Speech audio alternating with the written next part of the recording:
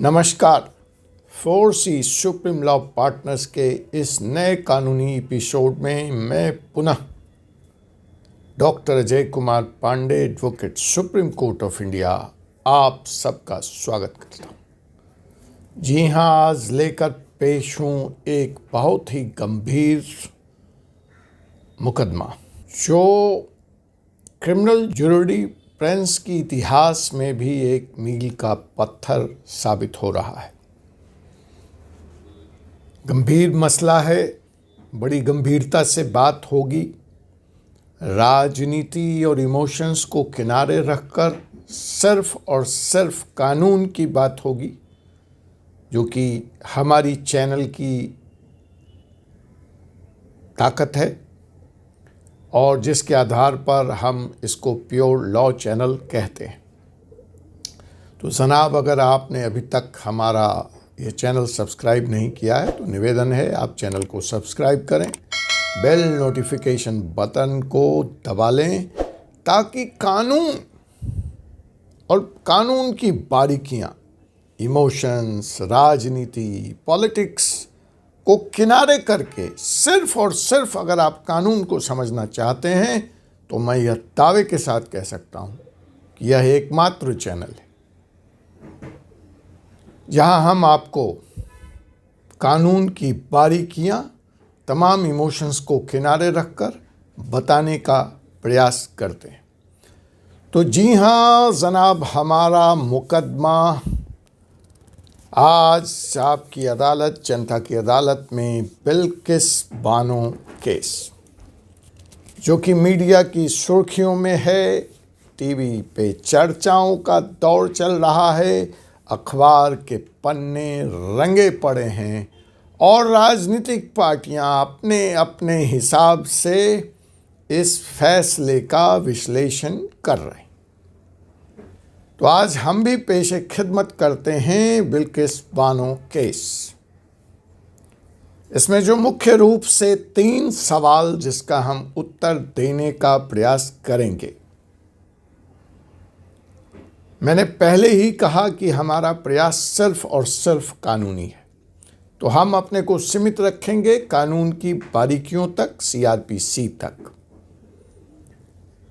मैं केस की डिटेल्स की यहाँ चर्चा नहीं करूँगा क्योंकि मैं यह मान के चल रहा हूँ कि आप सभी सुधी दर्शक, विद्वान दर्शक इस केस से परिचित हैं कि गुजरात में किस तरह बिल्किस बानो के परिवार के साथ और बिल्किस बानो के साथ कत्ल हुआ, रेप हुआ और उसमें 11 या 12 लोग नामजद हुए, उनको सजा हुई और गुजरात गवर्नमेंट ने उनको रिमिशन के तहत छोड़ दिया था। यह केस है इन ब्रीफ।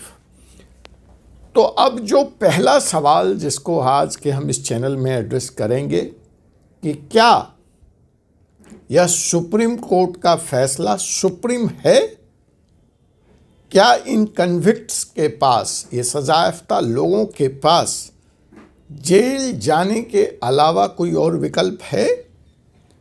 क्या ये अपराधी ताउम्र, क्योंकि इनको आजीवन कारावास की सजा हुई है, जेल में ही काटेंगे या जैसे ये अभी बाहर आ गए थे वैसे ये फिर से बाहर आ जाएंगे? ऐसी परिस्थितियों में रिमिशन के सवाल पर CRPC क्या कहती है? ये जो रिवीजन की पॉलिसी है ये सरकार के तहत आती है, कोर्ट के प्रीव्यू से बाहर है, लेकिन इसकी CRPC में मैंडेट है, CRPC में रिमिशन का प्रावधान है, लेकिन कोर्ट से बाहर है। यह सरकार के तहत राज्य सरकारों का विषय है। तो ये रिमिशन की पॉलिसी क्या है, क्या कहती है? कहाँ यह सरकार की पॉलिसी लॉ, कानून, सुप्रीम कोर्ट के साथ कॉन्फ्लिक्ट में आ जाती है और क्यों गुजरात सरकार के इस फैसले पर सुप्रीम कोर्ट ने रोक लगा दी? और क्या यह अंतिम फैसला माना जाए सुप्रीम कोर्ट का? इसको जैसे राजनीति में कुछ लोग प्रचारित कर रहे हैं कि ये एक पर्टिकुलर समुदाय की बहुत बड़ी जीत है, ऐसा कुछ है।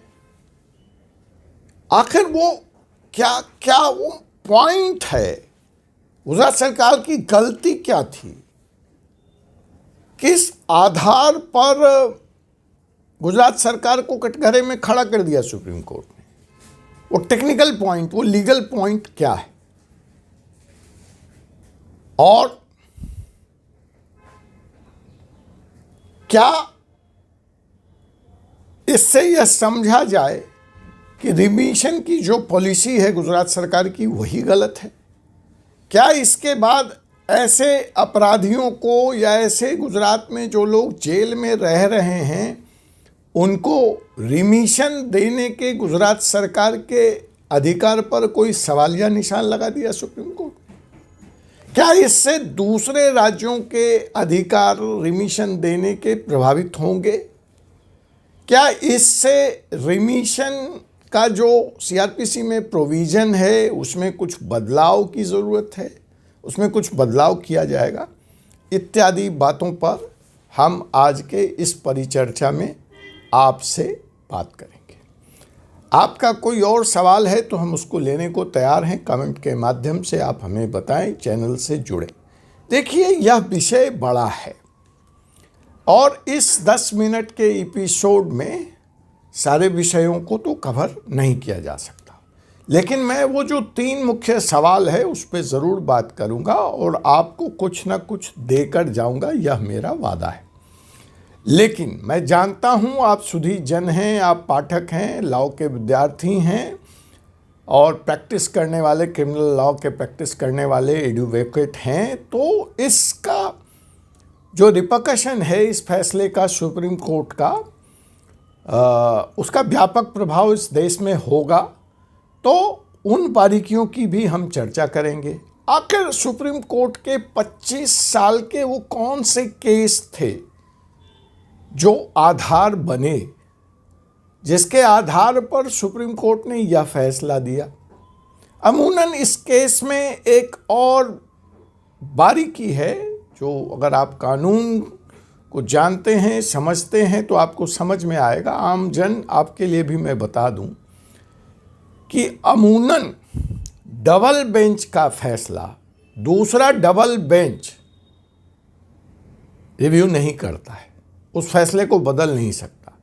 हमेशा सिंगल जज बेंच है तो डबल जज बेंच में फैसला बदला जा सकता है। डबल बेंच है तो 3 जज बेंच हो, 5 जज बेंच हो। लेकिन यहाँ इस बार अभूतपूर्व हुआ है, डबल बेंच के फैसले को डबल बेंच ने बदल दिया। तो क्या यह गैर कानूनी है? क्या यह गैर संवैधानिक है? तो बातें बहुत हैं और इस पे लंबी चर्चा देश में होगी और हम भी करेंगे अपने इस चैनल पे। तो अगर आप इस बारे में जानना चाहते हैं तो अगली रविवार, जी हाँ, अगले रविवार आप अपना कैलेंडर ब्लॉक कर लें। आपसे इस विषय पर मैं इसी चैनल पर लाइव बात करूंगा दोपहर के 2:30 पर। तारीख होगी 14 जनवरी। तो 14 जनवरी को आपसे बिल्किस बानो के इस लंबे सवाल पर, कानूनी पेचीदगियों पर मैं सीधे मुखातिब होऊंगा live YouTube, Twitter, LinkedIn, Facebook. तो आप जिस किसी भी माध्यम से मुझसे जुड़े हैं वहीं से आप सीधी तौर पर मुझसे पूछ सकते हैं, जुड़ सकते हैं, सवाल पूछ सकते हैं। अपना कैलेंडर नोट कर लें, 14 जनवरी दोपहर 2:30 बजे बिल्किस बानो केस पर लाइव।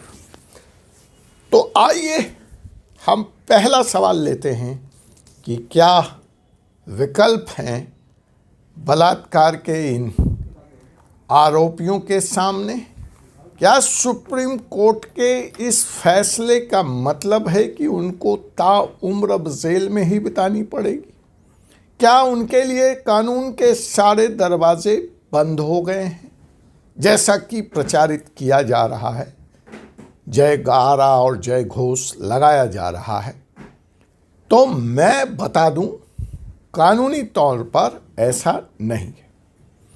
सबसे पहला विकल्प जो इन आरोपियों के पास उपलब्ध है वह इसी कोर्ट में रिव्यू पिटीशन लगाने का अधिकार। इसके लिए इनके पास 30 दिन की समय सीमा है, जिसके तहत वह सुप्रीम कोर्ट के इसी डबल बेंच को अपने फैसले पर रिव्यू करने की पिटीशन लगाकर पुनर्विचार करने की अपील कर सकते हैं। इस अपील में वो नए सर्कमस्टांसेस, नए फैक्ट्स, नए ग्राउंड्स ला सकते हैं और इस बेंच को अपने फैसले पर पुनर्विचार करने को कह सकते हैं। वो नए सबूत भी ला सकते हैं। दूसरा विकल्प ये है कि अगर उनकी रिव्यू पिटीशन भी रिजेक्ट हो जाती है तो वह इस मामले में फर्दर कॉन्स्टिट्यूशन बेंच बनाकर, बड़ी बेंच बनाकर वहाँ भी जा सकते हैं और अल्टीमेटली 5 जज बेंच तक भी जाने का विकल्प उनके पास खुला है। ये कोई इनके लिए नहीं है, यह कानून का प्रावधान है कि अगर आप कोर्ट के फैसले से, सुप्रीम कोर्ट के फैसले से संतुष्ट नहीं हैं, आपको लगता है कि आपके साथ न्याय नहीं हुआ है, तो 1 रिव्यू में जब आपको सफलता नहीं मिलती है तो आप स्पेशल कॉन्स्टिट्यूशनल बेंच कंस्टिट्यूट किए जाने की अर्जी लगाकर अपना मैटर वहाँ भी ले जा सकते हैं। तो जो अमूमन एक धारणा है कि सुप्रीम कोर्ट का फैसला मीन्स अंतिम फैसला, मैं उसके बारे में बताना चाह रहा हूँ कि कानून की अदालत में न्याय महत्वपूर्ण है, प्रोसेस नहीं महत्वपूर्ण है। कोर्ट हर उस तरफ से खुला है, उसके प्रोविजंस खुले हैं जब तक कि व्यक्ति अंतिम न्याय के लिए लड़ना चाहता है वह लड़ नहीं लेता। तो ये ऑप्शंस इनके पास भी खुला है। वो क्या करेंगे नहीं करेंगे यह जानने के लिए बने रहिए आप फोर्सेस सुप्रीम लॉ पार्टनर्स के इस चैनल पर। हम आपको बताएंगे कि इन आरोपियों का अगला कदम क्या है। कानूनी तौर पर जो उनके पास दूसरा विकल्प है वह विकल्प है सरेंडर करना, महाराष्ट्र की जेल में जाना, कुछ समय वहाँ बिताना और फिर से महाराष्ट्र सरकार के पास रिमिशन की अर्जी देना। और अगर सरकार ने उनकी अर्जी स्वीकार कर ली, जैसे कि गुजरात सरकार ने यह अर्जी स्वीकार की थी, तो उनको सलाखों के पीछे रखना संभव नहीं होगा। नोट कर लीजिए मेरी बात कि अगर महाराष्ट्र सरकार ने वो सरेंडर करते हैं, कुछ दिन जेल में रहते हैं और रिमिशन का एप्लीकेशन लगाते हैं और रिमिशन के प्रावधानों के तहत अगर महाराष्ट्र सरकार उनकी अर्जी को स्वीकार कर लेती है तो ये अभियुक्त फिर से आज़ाद होंगे। मैं पॉलिटिकल मायने नहीं लगा रहा, मैं कानूनी प्रावधान बता रहा हूं आपको। इसलिए इस जीत में या इस फैसले में एक चीज आप ध्यान रखिए, Supreme Court has not made any comment as far as the remission is concerned or the policy of the revision is concerned or the provision of the revision is concerned. That remains unchallenged. It's only a technical ground on which Supreme Court has given this judgment. यह बारीकी आपको समझनी पड़ेगी। वो technical ground क्या है? Appropriate जुडिक्शन का सवाल है। वो टेक्निकल ग्राउंड एप्रोप्रिएट स्टेट का सवाल है कि रिमिशन का फैसला कौन ले सकता है या ले सकता था। फैसला बहुत लंबा है, 250 से ऊपर पेज का है, सारी बातों को यहाँ कवर कर पाना संभव नहीं है, लेकिन अगर आप चाहेंगे तो मैं दूसरा एपिसोड लेकर आऊँगा और लाइव में भी आपसे मैं चर्चा करूँगा। तो यहाँ पे वो जो चलते चलते मैं आपको टेक्निकल ग्राउंड बता दूँ, जिसके आधार पर Gujarat has lost this case and Bilkis Bano has own this case. उन्होंने कहा 1.5 साल में वो पहली बार मुस्कुराई हैं। मैं मानता हूँ उनके साथ गलत हुआ है, लेकिन मैंने कहा कानून की मैं बात कर रहा हूँ, इमोशंस आर सेटिस्फाइड। सजा इनको हो चुकी है, लंबे अवधि तक ये जेल में रहे हैं। आजीवन कारावास का मतलब, इस सवाल का भी उत्तर मैं अगले एपिसोड में देने का प्रयास करूंगा कि क्या मृत्यु तक वो व्यक्ति जेल में रहेगा, या अमूमन तौर पे जो धारणा है कि 14 साल, उस पर भी हम चर्चा करेंगे। लेकिन वो जो टेक्निकल ग्राउंड है जिस पे सुप्रीम कोर्ट ने अपना फैसला दिया है, वह यह है, सिर्फ और सिर्फ यह है कि Gujarat is not the appropriate state, Gujarat is not the appropriate जुडिक्शन। क्यों? रिमिशन का अधिकार उस राज्य सरकार का होता है जहां की जेल में या जहां की कोर्ट में वह व्यक्ति बंद होता है, जहां के कोर्ट ने फैसला दिया होता है, न कि जहां यह क्राइम हुआ होता है। तो आपको याद होगा कि सुप्रीम कोर्ट ने अपने एक फैसले के तहत जब यह आरोप लगा कि गुजरात सरकार या गुजरात में बिल्किस बानो के साथ न्याय नहीं हो सकता, तो इस केस को सीबीआई की विशेष अदालत में मुंबई ट्रांसफ़र कर दिया था। तो इसमें जो सज़ा हुई, जो कन्विक्शन हुआ, वह मुंबई की अदालत में हुआ। तो इसलिए टेक्निकली, कानूनी तौर पर रिमिशन की इस एप्लीकेशन पर फैसला लेने का अधिकार महाराष्ट्र का बनता था, और फैसला गुजरात ने ले लिया। इसीलिए इसी को आधार बनाकर सुप्रीम कोर्ट ने गुजरात सरकार के इस फैसले को रद्द कर दिया। लेकिन मैं आपको बता दूं, इसमें बहुत सारी बेसिक्स प्रिंसिपल्स डिफाइन हुए हैं। Law article 32 has been again asserted by the supreme court. Article 14 has come into the play. इसमें जो एक सबसे बड़ी बात हुई है कि विक्टिम राइट्स, जो व्यक्ति इसमें सफरर है, विक्टिम है, वो सीधे सुप्रीम कोर्ट आ सकता है कि नहीं आ सकता सरकार के फैसले के बारे में, इसको भी इस फैसले से प्रमाणित किया गया है, बल मिला है। इन सब की चर्चा आपसे लाइव में अगले एपिसोड में। तब तक मुझे advocate doctor Ajay Kumar Pandey, supreme court of India को इजाज़त दीजिए। आपसे मुलाकात होगी एक ऐसे ही एपिसोड के साथ, एक ऐसे ही मुकदमे में। जाते जाते मैं बता दूं, मुझसे मिलना न भूलिए। संडे 14 जनवरी 2:30 बिल्किस बानो केस का अब क्या होगा लाइव एपिसोड में। और यह मान के चलिए, आजीवन का मतलब ताउम्र जेल में नहीं होता। ये अभियुक्तों के रिहा होने की अभी भी पूरी गुंजाइश बनी हुई है। दरवाजे खुले हैं, खिड़कियां खुली हैं। सुप्रीम कोर्ट के इस फैसले का ये मतलब नहीं है कि इन बलात्कार के आरोपियों को ताउम्र आप सलाखों के पीछे रख पाएंगे। जय हिंद, जय भारत।